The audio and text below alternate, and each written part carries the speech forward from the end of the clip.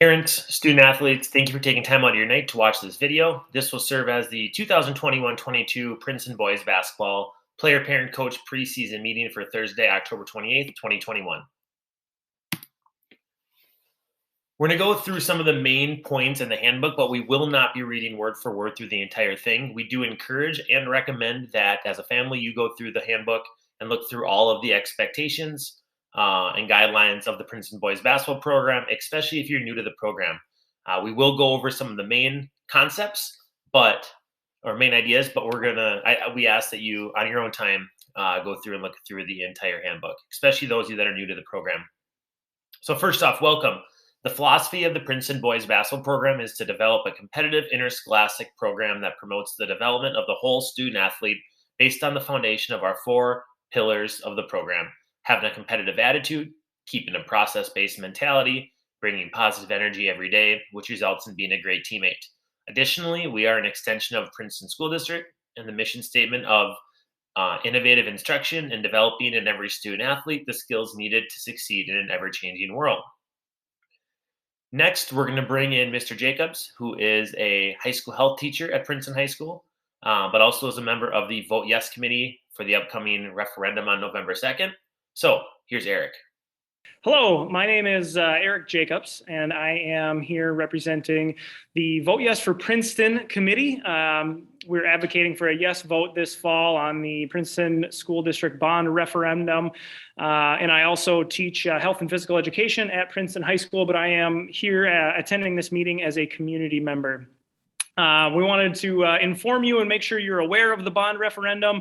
I feel like it's likely you've seen some communication. Every household in the district should have gotten at least an informational graphic in the mail. And there's been all kinds of communication via email and social media as well. So things I want to make you aware of are the 2 questions on the ballot. Question number 1 has a goal of improving all of the student needs at Princeton High School. And question number 2 has a goal of improving some community needs here in Princeton. Question 1 addresses a number of academic issues and includes many activity spaces as well, which is why we're trying to encourage people that are part of activity groups like the basketball programs to get out and vote and support the school district.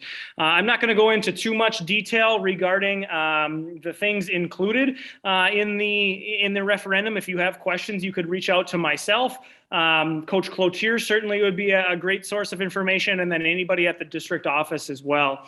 I want to talk more about how to get out and vote. There are 3 ways to do that. You still could vote early in person at the district center. That's taking place now until November 1st. So you got about 1 week, actually less than a week now to get out and vote early in person, and we're encouraging as many people to do that as possible. If you're a registered voter, all you need to do is show up and fill out your absentee application and drop your ballot in the ballot box at the district center that's located just off of First Street. You could also vote as you normally would at your polling place on November 2nd, and polls are open until 8 p.m. on November 2nd. Early voting is open from 8 a.m. to 4 p.m. on Monday, Wednesday, and Friday. On Tuesday and Thursday, the early voting is open from 8 a.m. to 6 p.m., so a little bit of extra time for you to get out and vote. Coach Cloutier, if you could advance the slide. I wanted to show some specific pictures here. These are all examples of community centers and weight rooms. I thought they were really good graphics for people to see, and they're both from neighboring communities. So the video on the right, Coach Cloutier, if you could hit play, that's just a little bit of a view of the Mora Community Center. You might want to mute it. I'm not sure how the sound is, but that's a view of what Mora has. It's 4 stations, so I would think the benefit to the basketball program and all activities is obvious, but there's 4 basketball courts. Each court has 6 baskets, and so if you even think bigger picture, like all the way down to youth basketball, all the tournaments that people could host here in Princeton rather than having to travel all the time would be significant. And then also practice spaces. I know it's a priority of basketball programs to get people out of the gym before dinner time, which this facility would definitely help allow us to continue that pattern. the shot on the left, the picture on the left is the Zimmerman weight room. These are not exactly copy and paste type projects, which we would have in Princeton, but just an example of what a neighboring community has. They passed a referendum in the spring of 2019, which has updated their athletics and activity spaces. Other athletics and activity spaces that I want to highlight would be some outdoor spaces. There are multi-use field spaces or turf spaces. Two of them are planned right now on John Harvey Field, as well as an auxiliary turf space. So we could play baseball and softball in the early spring on that. We could also host soccer tournaments and practices, and we could even host section playoff events as a neutral site should we have multi-use outdoor spaces. There's also increased spectator access, so things like flush toilets and plumbing and concession stands and ticketing areas and better parking access would be included in question number 1.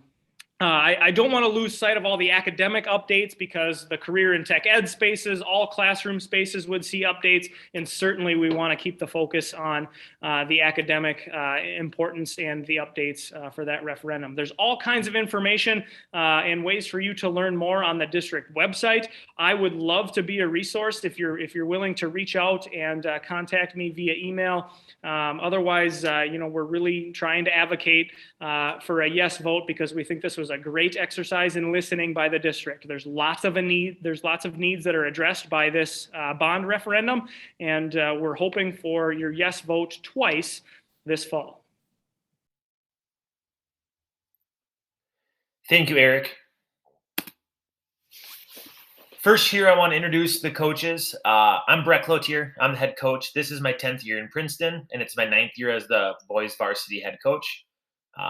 My first assistant coach here is Nick Novak. This will be his 4th season on his 2nd stint as a Princeton basketball assistant coach. Nick will be sliding into the role that Coach Dylan Nauman left, in that he will be kind of serving as the lead varsity assistant and also will be coaching in the JVB games if it's when we have the nights that we have a JVB game. Aaron Romportal moves up from 9th grade. He will be the other varsity assistant coach. He'll be focusing with the JV team.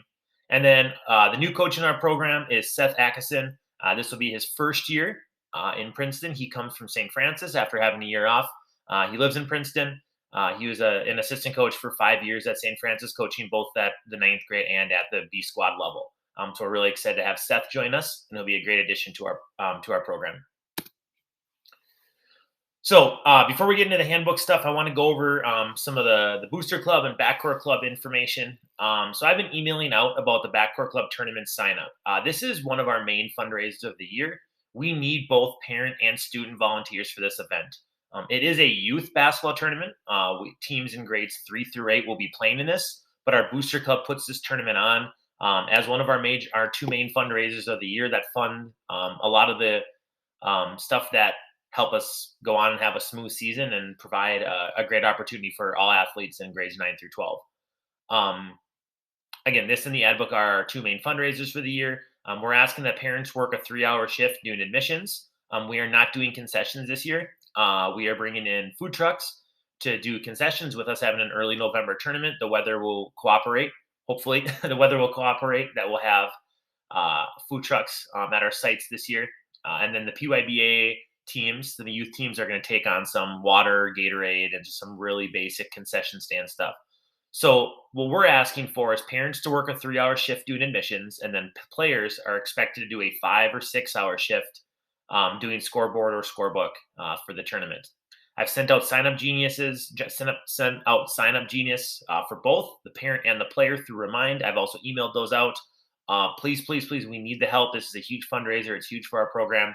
We need all the help that we can get. The ad book is the second biggest fundraiser that our program does. This is also going on simultaneously with the tournament, and then also after the tournament concludes as well. I've emailed out player sponsor forms and business advertisements. I will continue to email those out and send those out through Remind. Again, this and the tournament, the tournament's on Saturday, November 6th and Sunday the 7th. This tournament, the tournament and the ad book are our two biggest fundraisers of the year. These ads are due November 15th. All right, so those are due November 15th, and on the ad, it shows how to get that to Julie and to Minuteman Press. So our backcourt club. Traditionally, in a live setting, we would have the backcourt club president or whoever is the top representative on the boys' side do a quick little speech.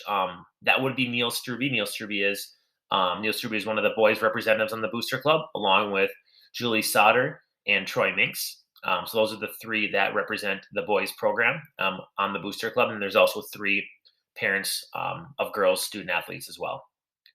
So their job is to organize and lead the fundraising efforts that help the Princeton varsity boys and girls basketball programs. This fundraising goes to, but not limited to, fall league, summer tournaments, food for away games, food for home games sometimes, Gatorade, practice jerseys. We just got new practice jerseys at the JV and varsity level, which allows our ninth graders to have better practice jerseys as they will get the old varsity and JV practice jerseys. And then additional instructional supplies if it's basketballs. I know we made a big purchase a couple years ago with our Dr. Dish. All $6,000, I think, of that came from the Booster Club. And so definitely an organization that really directly helps our program and provides, I think, an amazing experience for all Princeton basketball players. And they really deal with the stuff that off the court type stuff. If it's water and food for away games or getting pizzas or subs, there's a lot of things that help over the course of the season. So again, please volunteer and help out the tournament. If you want to buy a sponsor form for a player or an ad book spot for your business, please do that. We really appreciate it. And the work that these people do is phenomenal. And they make my life as a coach a lot easier by taking care of a lot of the fundraising efforts for the boys basketball program. All right, so we'll get into the handbook here. The first thing I want to talk about, the first section of the handbook is player expectations. And these are just the big things pulled from the handbook that we really want to focus on, that we want to make crystal clear of what these expectations are in our program. Again, we still expect you as a family to look over and encourage you as a family to look over the handbook. But we're just going to talk about some of the main points of each section. So academic performance. Be a student first and an athlete second. Student athletes are expected to be making progress towards graduation with a 2.0 GPA. If at any time a player's grade is an F in a specific class, that player may be deemed unable to play. Now, this has been something that's happened in the past. We're going to work with your son. We're going to work with their teacher. We're not going to check Schoology or Skyward and be like, oh, you're failing, you're out tomorrow's game. We're going to give some leeway. We're going to give a week or so to let you, maybe your son missed class, or they have to retake a test, and we're just kind of waiting to set that up or get that test graded. And so it's not going to be like the second there's an F, but like if we see an F, we're going to start having conversations and making sure that those grades are getting to passing. Number 2 here, hazing, bullying, or initiation has no place in our program and it will not be tolerated. Again, hazing, bullying, initiation has no place, 0 place in our program and will not be tolerated. The consequences for something like this will not be limited to, and it will not be limited to potential removal from the team. That is definitely an option if there's a hazing or a bullying or an initiation taking place in our program. There's no place for that in our program, and the consequence will be extremely strict if that is reported to us and we find out that there was a hazing or a bullying or an initiation taking place. That won't be tolerated, and there will be very tough punishments, if not removal from the team in the event of this happening. I don't see that happening, but it's really important to lay that out and be very clear that there's no place for that in our program. Locker room, this is kind of goes to where some of that stuff happens. Obviously, social media, negative stuff happens. Obviously, social media is a place for that too. But a lot of times, locker room can be a place where there's stuff going on that is not good and not good representative of programs across the country, right? There's always something in the news about, I know there was a local school in the state that's from the fall that's dealing with an issue that happened in the locker room. And so this is a place for you to change for practice and games. The locker room is not a place to hang out. We share a locker room with the wrestling team. Kids who lift weights after school are also using that locker room. So we want you to get in. We want you to get out as quickly as you can. At most, you should be in the locker room for 7 to 10 minutes. And that's on the high end. Obviously, if you're showering after practice or a game, you might be more towards that 10-minute side. But if you're just changing for practice after school, it should be a 3-4 minute deal. You'll get a locker, you'll get a lock. change, and get to the court. That's really what we want, what we expect. Again, get to the gym. You can hang out there, and we'll talk about practice start time. But you can hang out and socialize and talk to your teammates there. But let's get out of the locker room as quickly as we can. And then after practice, get home. All right, we want to end practices by 5:30, 5:45, so we can get kids home by 6:15. So after practice, change, whatever you got to do, but get home. Tobacco, alcohol, and chemical usage. Minnesota State High School League rules will be followed, but team rules can exceed that of the Minnesota State High School League. Um, High School League has their set rules that school districts have to follow. Again, as a boys basketball program, if it's something that we think is very serious, we can exceed the expectations set forth by the high school league and add another game to a suspension or another week or another couple weeks. If it's something that we feel warrants that. Technology and social media. This is another big one. Respectful and school appropriate conduct and all technological resources is expected. TikTok, Instagram, Facebook, Twitter, Snapchat, everything. We need to really, and this isn't about representing the basketball program necessarily, and it is. But another piece of this is just like putting together a positive digital footprint for colleges. I have doing this now 9 years. I've gotten to know a good amount of college basketball coaches. I also know some college football coaches, baseball coaches. I played baseball in college. They're looking at social media pages, and when you're looking at potential scholarship offers, or even just like being a student and not playing sports in college, like schools are looking at your social media pages when they're deciding about admitting you to a university or to their school. And so it's really important for like big picture stuff. Employers down the road as well are looking at social media pages. Keep a clean and appropriate social media.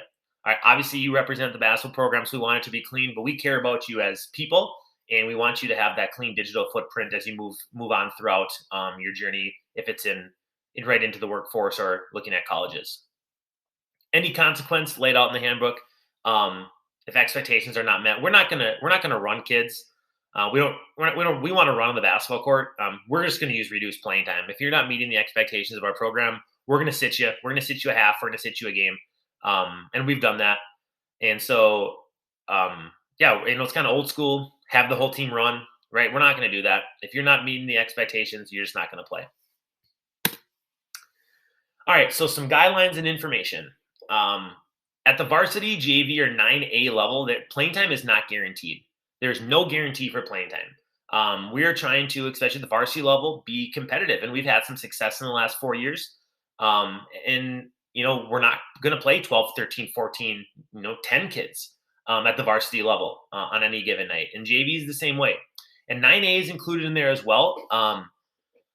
Obviously, with as per the school handbook, 9th and sophomore type teams have playing time is in there if practice expectations are met. But with us having a 9A level, and if we potentially have 15, 16 kids in 9th grade, like we're not going to be able to play 15 or 16 kids. But we will try to get a 9B game or a 9B half. And most teams will give us that. Maybe it's a 20-minute running time half. Maybe it's a full game. And that's outside of our control. And then with the JVB or the B squad team, if you're meeting practice expectations, you're not on that JV team, you're going to have a place to play. But at varsity, JV, and 9A, there's no guarantee for playing time. Practices. Be present. Be on time. Every night, practice will be done by 6, if not earlier. That's our goal. We switched to this a few years ago. It's been great for my family, and I know it's the feedback I've gotten from kids and parents is it's great having their sons home by 6. When you get into the late practice deal, kids are driving home after school. They're driving back in. We get some snow. We get some sketchy weather. It can get kind of tough for anyone driving on the road. So we want to make sure kids are at school. We want to keep them here. We want to get practice, and then we want to send them home. Attendance. If you're going to be absent, you must talk to your coach personally via email, or it will be considered unexcused. Okay. Remind, email, talk to your coaches. Right. We don't want mom and dad emailing us. We don't want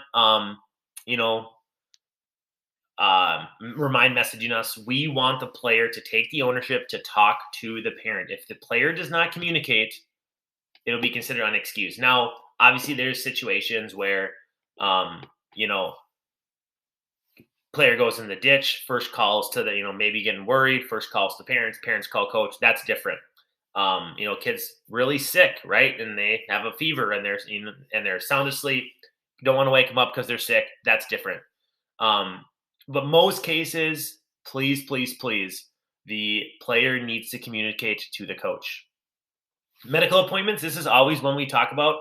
With sports medicine evolving and people having specialists that they go to, that's great, and we want to get you the treatment that you need if you do have an injury. We do have a trainer on site at Princeton High School, but if you see a doctor for an injury, um, any doctor who isn't our trainer or isn't working directly with our trainer for an injury, you must have a signed release from your doctor. That's just a liability deal for the school.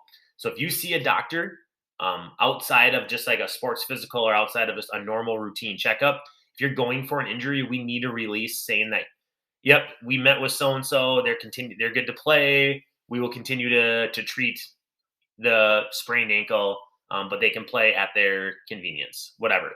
But we need some sort of note back from the doctor. Game day attire. We will wear a shirt and tie on some home games. Now we've kind of evolved a little bit as a program where we've gotten a little bit more, and it's kind of starting top down as you see what NBA players and college players are wearing to games. Most are wearing a travel type suit, which we will wear that for a good chunk of our home games. We will mix in some if it's maybe a senior night or it's a parents' night or Coach Nauman's coming to town with Monticello Magic. We might throw a shirt and tie on for those home games. But there will be less than maybe a couple years ago. We're just getting a little more easygoing with that, and we want kids to be comfortable. But we leave that also up to the kids as well. On the road, it's some sort of Princeton basketball gear. Travel rosters. These will be limited at ninth grade and JVB if there's no game. Again, ninth grade, not every team we play is going to have a 9B. Not every team's going to have a JVB team. And so we're going to have to limit travel rosters. So just be aware of that. We're not going to email every parent the playoff roster or the travel roster for a given game. We put that ownership on the players to communicate with their parents that they're not going to the road game. Part of that too is still busing and the space issue. A lot of times we'll take 2 buses to a game and we'll bring 1 bus home. So we have to limit the travel rosters. Road trips. You must ride a bus to the game. We don't want people driving separately to games. We encouraged that last year with the COVID-19 protocols that were in place and the close contact, and with buses. If there was a positive case or a symptomatic student or a positive case on a bus, they were setting the whole teams out. That was kind of a thing across the state. That was the coming from MDH at that point. This year, things have changed. We want you riding the bus to the game. We want you to be a part of that as a team. But we do encourage people to sign out if you don't have a driver's license or a car. If your car's not at the school, we really encourage people to sign out. I know most of our games, we're coming from the south, and we're going to drive. A lot of people live in Baldwin or on the south side of Princeton, and so it just makes a lot of sense for you to ride home with your parents. So please, we encourage people to sign out. I know it's kind of a Coach Neubauer used to work on the staff a few years ago, was big on keeping kids on the bus. And him and I used to arm wrestle about that.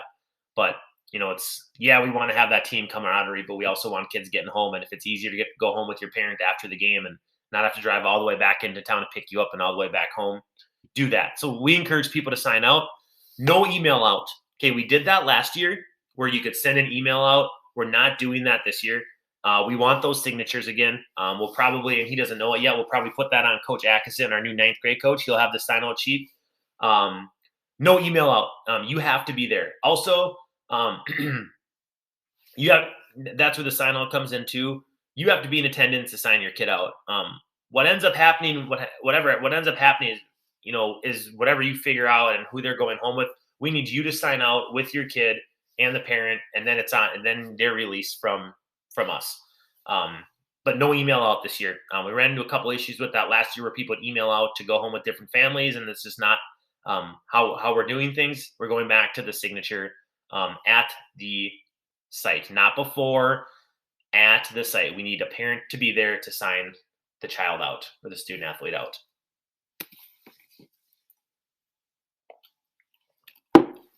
Team selection and roster information. All right, so our varsity team is going to be made up of the top 8 to 12 players, regardless of grade. And this is fluid. All these and I should have started with that. Rosters are always fluid, and things can change. A kid can go down and play JV. A JV kid can come up to varsity. A kid can start at 9th grade, then play JV, then play varsity. Or things rosters are ever changing. And so varsity top 8 to 12 players regardless of grade. Junior varsity is going to be the next 8 to 10 players regardless of grade. Again, regardless of grade is in there because if a kid's good enough, who's younger than, who's a ninth grader, eighth grader, whatever, we're going to put them in a spot to help us win games at the top levels we have in our program. Junior varsity B, JVB, that roster spot is set aside for those in grades 10 and 11 that do not make the junior varsity or varsity team. Those in grades 10 and 11 that do not make the JV or varsity team. I will add, we're not going to play seniors on JVB. We're not going to play seniors on JV. There might be a situation where a senior doesn't have a spot on the game roster. And that's the reality of the situation. We have some large groups coming through.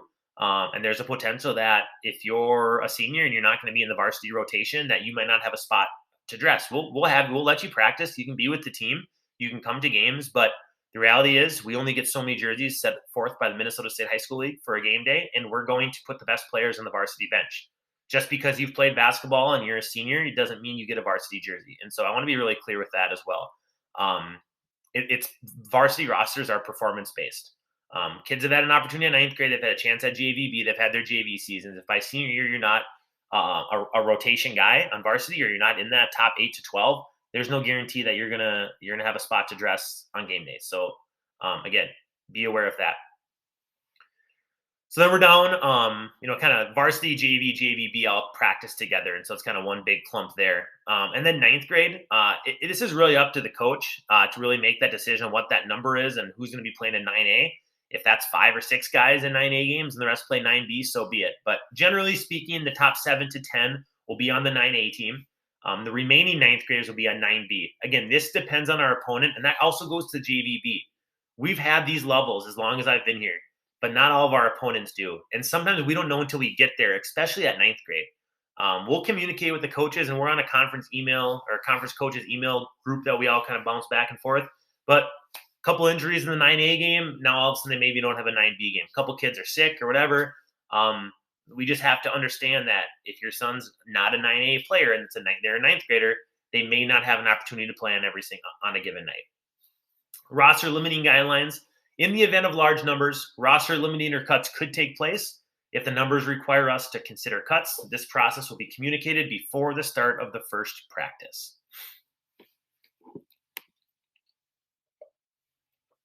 Coach expectations. Big things for us. We're going to communicate each player's role on the team, and we're going to give feedback on how to improve that role. That's number one. We will communicate to your son where they're at in the program, what their role is, and what we need from them. And that might not always be what they want to hear. It might not always be the role that they want to have, but we will communicate that with them. They will know where we see them in our program. We also, with scheduling, we're going to immediately communicate changes to you through Remind, through email, Mississippi 8 website. We are going to communicate changes in schedules as soon as I know. A lot of times I send out to the parents before I tell my assistant coaches. When I find out, I send it to the parents. So we'll communicate your son's role in the program, and we'll immediately communicate changes. Last year, we had a ton of changes with everything that was going on. We try to communicate those as quickly as we could. That will continue this year. Expectations for parents. Big thing for parents is to focus on the moral and character development of your student athlete. Be supportive, avoid negative comments, objectively try and see where your son fits in the program. If your son is coming home from practice or games every single night and you're complaining, why is so-and-so playing over you? Why aren't you getting any more shots? Why aren't you starting? Why isn't so-and-so passed to you? I can't wait for this season to be over. Oh, when does AAU start? When does baseball start? When does the spring sports start? That's not going to allow for your son to have a positive experience in the program. So avoid negative comments. Be supportive. Try to objectively see where they fit in the program and enjoy this experience. It's not going to last forever. Even if your son doesn't have a role on varsity or JV or whatever their team may be, or if they're a bench player or if they're a starter or wherever they are in the program, be supportive and allow them and encourage them and have that positivity at home. You might not agree with everything that we do as coaches. We understand that.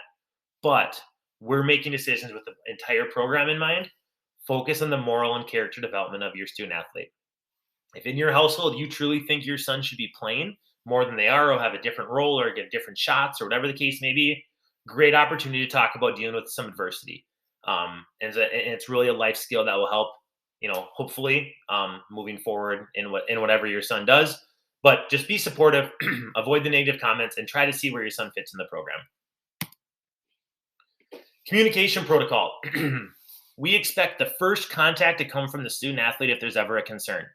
All right, if we get an email, and I want to be very clear with this. If we get an email from a parent, and I tell my coaches this, and it says something about a playing time or a role on the team or that sort of thing, we are going to go to this player, your son, and say, hey, we got an email from your parent. What's going on?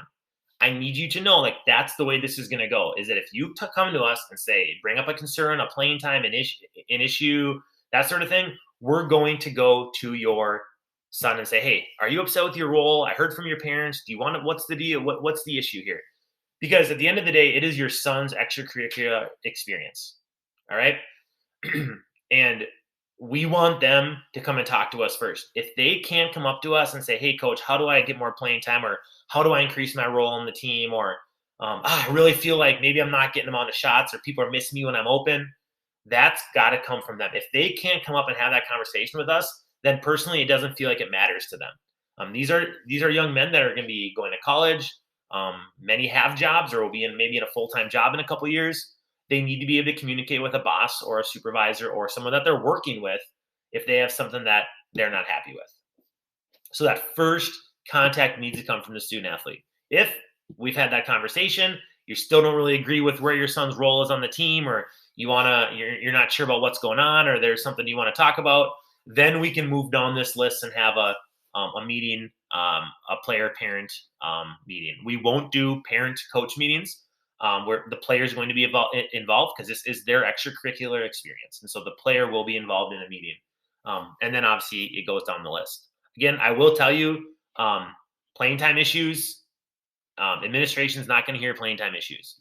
They have a lot of stuff on their plate. They're not going to talk and wonder why so-and-so is not playing more on varsity or not getting more shots on JV. And we really want to communicate those roles early. Before our first game, we're going to be really communicating where we see people at to give kids an opportunity to really push themselves towards competing for those roles. But we want that communication be coming from the player first. But I do want to add, if there is a well-being, a mental health, a social emotional issue, please come to us. We will keep that in confidence with your son. If there is an issue with a teammate that goes outside of not getting the ball passed to them, if there's something going on or there's things being said to them, please tell us. We want to know those things that are happening. If there is a bullying or a hazing incident that happens, we want to know so we can address that head on with the people that have committed that act to your son. So if a family member dies, tell us. We want to hear that. So that's different, right? When we're speaking, players got to talk to us first. That's playing time related. That's role on the team related. If there's a, grandma and grandpa's sick, or parents are going through a divorce, or whatever the case is, millions of things that go on in kids' lives that can be challenging. We want to know that. But if it's playing time related, role on the team related, we want to hear that coming from the student athlete first. We do care about your sons. We want them to have a positive experience playing basketball. Not everyone can start. Not everyone can play. Not everyone can shoot 15 times a game. We want them to have a positive experience regardless of what their role is on the team. So if there is something, their social emotional health is off, and something's going on in their family, we want to know about that so we can provide a positive support for them. Practice schedule. So I mentioned this about the locker room. So background here with the, excuse me, with the tiered busing system with the school, being at the middle school, Coach Ron Portals at the middle school, Coach Novak owns his own business. He can get stuck at the office sometimes as well. We don't get out at the middle school until 3:30. Both Coach Ron Portal and myself have a class that goes until 3:30. High school gets out at 3:15. So they have 30 minutes to get stuff at their locker, talk to their friends, go get changed, and get on the court. We want, for varsity and JV, guys dressed and ready on the court at 3:45. Now, earlier I talked about the locker room isn't a place to socialize and hang out. Go change, come in the gym, and talk to your buddies. Talk about the game the other night. sit on the bleachers. We always have a row of bleachers pulled out. Sit on the bleachers and, be dressed, ready to go, but have a conversation about the game or talk about what went on at school that day. That's great. We want dressed and ready at 3:45. Maybe it's time to work on your skills. Maybe it's time to go meet with the trainer. You can go play one-on-one, get shots up, whatever the case may be, work on ball handling. Be dressed and ready at 3:45.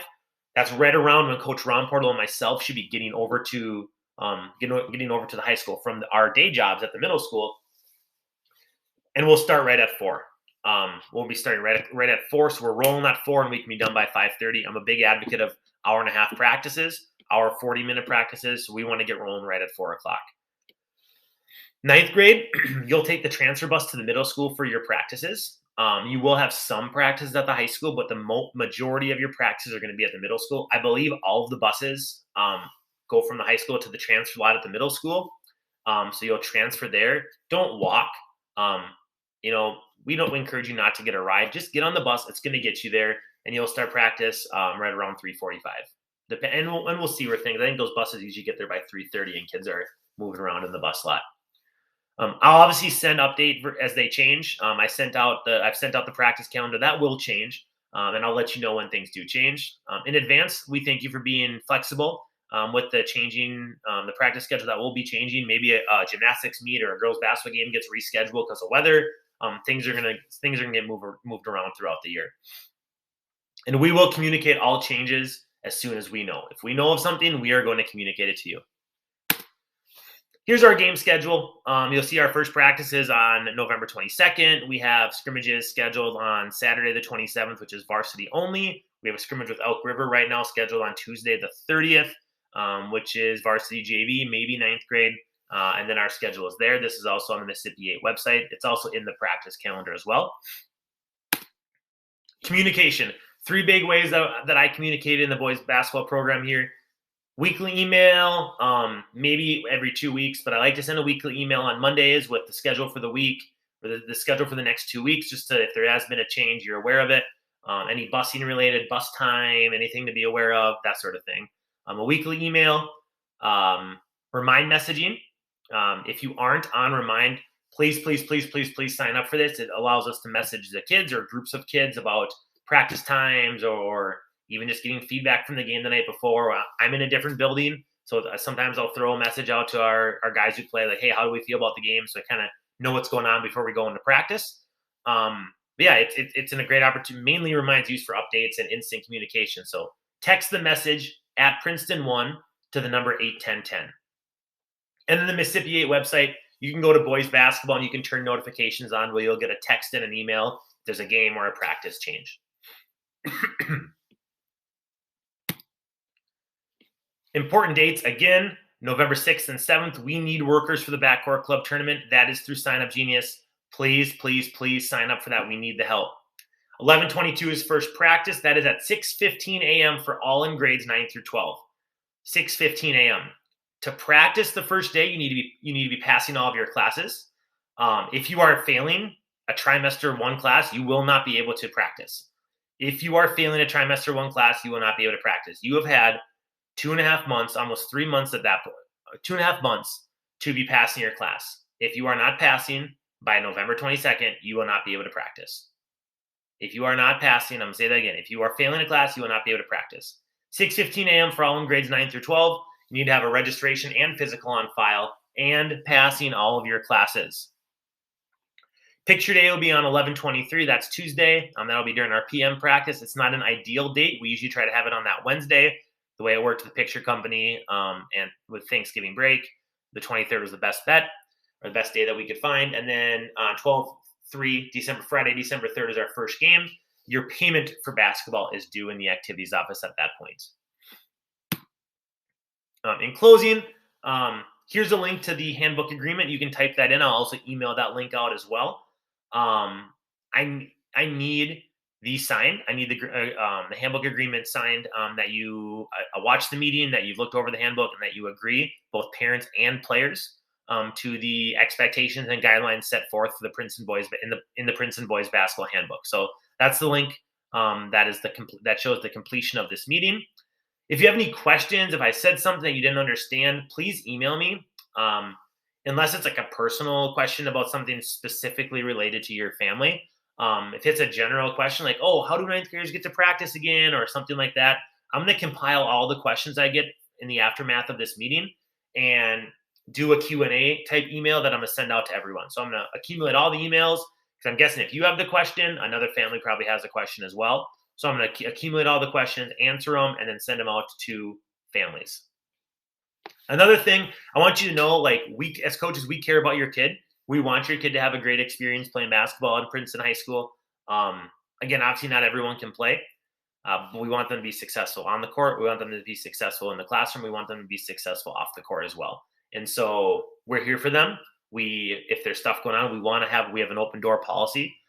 We don't have an issue if someone comes into the coach's room and questions, or if a player comes in and has some questions about how things were going, or doesn't like their role, or doesn't like what happened in the game. We will have those conversations with the student athlete. So we have an